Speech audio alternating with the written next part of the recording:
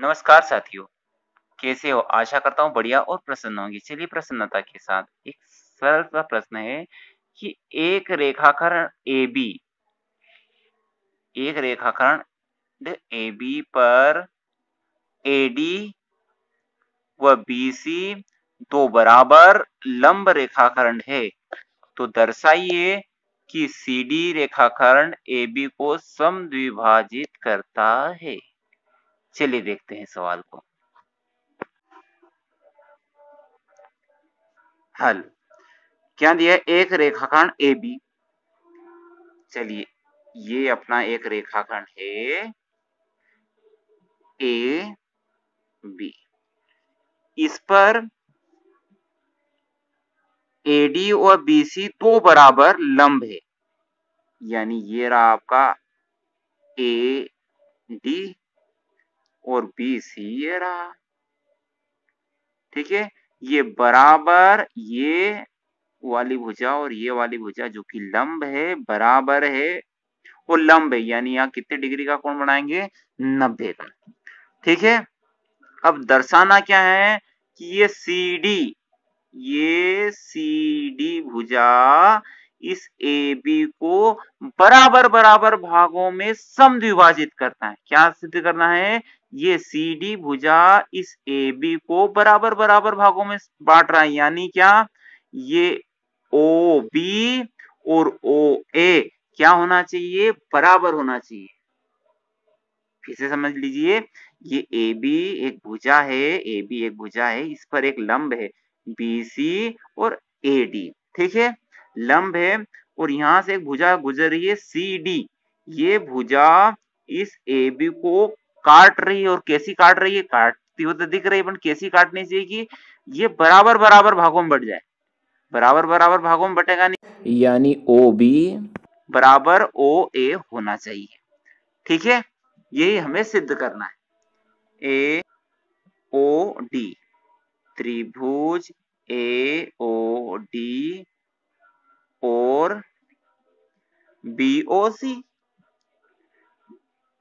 त्रिभुज B O सी, यानी ऊपर और नीचे वाले त्रिभुज में क्या दिखाई दे रहा है? तो पहली बात तो बी सी और ए डी बराबर है, बी सी बराबर ए डी दिया है। ठीक है, अब ये कोण ए कोण बी के बराबर है। इस कोण के ए का नाम हम क्या रख सकते हैं? डी ए ओ। कोण डी ए ओ किसके बराबर है?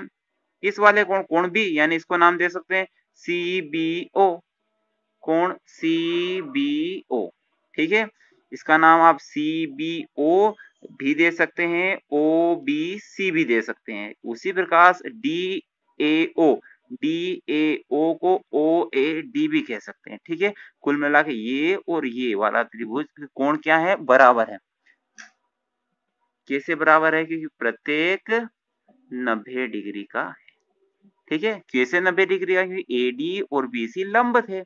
ठीक है, अब क्या सिद्ध कर लिया हमने? एक भुजा और एक कोण बराबर है, और ध्यान से देखिए ये वाला कोण इसके बराबर रहेगा। कैसे? शीर्षाभिमुख कोण है, यानी ये कोण इसका क्या है? शीर्षाभिमुख कोण, यानी इस कोण का नाम हम दे सकते हैं ए ओ डी। कोण ए ओ डी यानी ये वाला कोण, और बी ओ सी कोण बी ओ सी, यानी ये वाला कोण इसके बराबर है। कैसे? शीर्षाभिमुख कोण है। ठीक है, ये और ये क्या है? शीर्षाभिमुख कोण है। तो क्या देखा हमने? दो कोण और एक भुजा बराबर है। अब ए ए एस यानी एंगल एंगल साइड, यानी कोण कोण भुजा, सर्वांग सम नियम से त्रिभुज AOD यानी नीचे वाला त्रिभुज सर्वांग सम होगा BOC के किस आधार पर? कोण भुजा के आधार पर। ठीक है, ये तो हमने सिद्ध कर दिया कि ये वाला इसके बराबर है यानी सर्वांग सम है। पूछा क्या था कि CD या DC ये भुजा है ना इस AB को बराबर बराबर भागों में बांट रही है, तो वो प्रश्न तो हल हुआ ही नहीं, वो भी हो चुका है। क्यों? ये और ये आपस में बराबर है। ठीक है, तो ये वाली भुजा यानी OA या AO कहो और BO या OB कहो, ये और ये आपस में बराबर रहेंगी। कौन?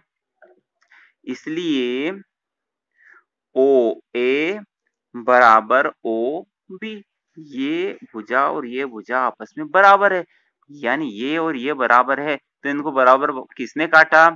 DC ने इनको बराबर काटा, यही सिद्ध हो गया। और ये OA और OB किस आधार पर सर्वांग सम है, किस आधार पर बराबर है? तो इसलिए सर्वांग सम त्रिभुजों के संगत भाग बराबर होते हैं, यानी ये और ये वाला त्रिभुज सर्वांग सम है, यानी इनकी संगत भुजाएं और कोण भी बराबर होंगी, यानी ये वाला कोण इस कोण के बराबर रहेगा, ये वाला कोण इसके बराबर रहेगा, ये वाला और इसके बराबर है, ये भुजा इसके बराबर रहेगी, ये भुजा इसके बराबर रहेगी और ये भुजा इसके बराबर रहेगी। सर्वांग सम का मतलब सभी हिस्से बराबर होंगे। और सिद्ध क्या करना था? ये DC भुजा इस AB को बराबर बराबर भागों में बांट रही है, यानी ये वाला हिस्सा इसी वाले हिस्से के बराबर है, यानी OA OB के बराबर होना चाहिए, और ये हमने सिद्ध कर दिया। आशा करता हूँ ये प्रश्न आपको समझ में आया होगा।